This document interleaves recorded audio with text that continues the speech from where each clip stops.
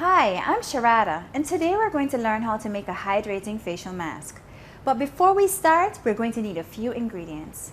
To make this mask, we will need 1 egg yolk, a 1/4 cup of mashed avocado, and a drizzle of cider vinegar to create a smooth paste.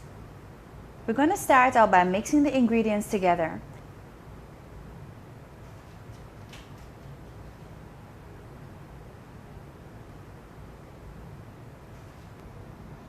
So we're going to pour the egg into the avocado. Start to mix it in. This is what it looks like initially. And then we're going to add the cider vinegar.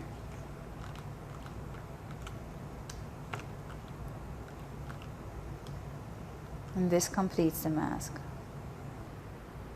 After this is done, you can begin to apply the moisturizer, massaging it into the skin.